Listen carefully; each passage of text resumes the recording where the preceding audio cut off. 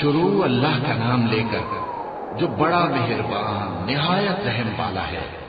اے کملی میں لپٹنے والے، رات کو قیام کیا کرو مگر تھوڑی سی رات، یعنی نصف رات یا اس سے کچھ کم قیام کرو یا کچھ زیادہ، اور قرآن کو اچھی طرح ٹھہر ٹھہر کر پڑھا کرو۔ ہم ان قریب تم پر ایک بھاری فرمان نازل کریں گے۔ کچھ شک نہیں کہ رات کا اٹھنا نفس کو سخت پامال کرتا ہے، اور اس وقت ذکر بھی خوب درست ہوتا ہے۔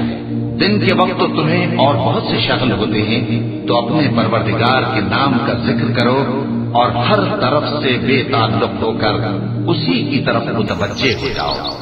وہی مشرق اور مغرب کا مالک ہے، اس کے سوا کوئی معبود نہیں، تو اسی کو اپنا کارساز بناؤ۔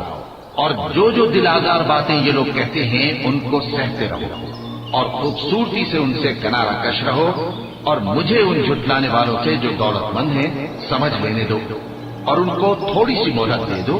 کچھ شک نہیں کہ ہمارے پاس بیڑیاں ہیں اور بڑی زبردست آگ ہے، اور گلے میں اٹکنے والا کھانا ہے، اور درد دینے والا عذاب ہے۔ جس دن زمین اور پہاڑ کانپنے لگیں اور پہاڑ ایسے بھربھرے ہو جائیں گے جیسے ریت کے ٹیلے، اے اہل مکہ، جس طرح ہم نے فرعون کے پاس موسیٰ کو پیغمبر بنا کر بھیجا تھا، اسی طرح تمہارے پاس بھی محمد صلی اللہ علیہ وآلہ وسلم ایک رسول بھیجے ہیں جو تمہارے مقابلے میں گواہ ہوں گے۔ سو فرعون نے ہمارے پیغمبر کا کہا نہ مانا تو ہم نے اس کو بڑے دردناک انداز سے پکڑ لیا۔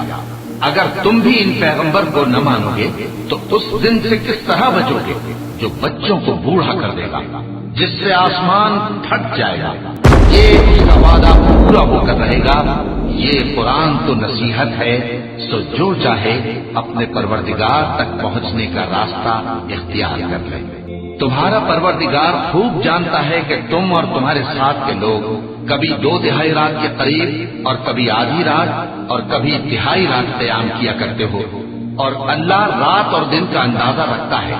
اس نے معلوم کیا کہ تم اس کو نبھا نہ سکو تو اس نے تم پر مہربانی کی، پس جتنا آسانی سے ہو سکے اتنا قرآن پڑھ لیا کرو۔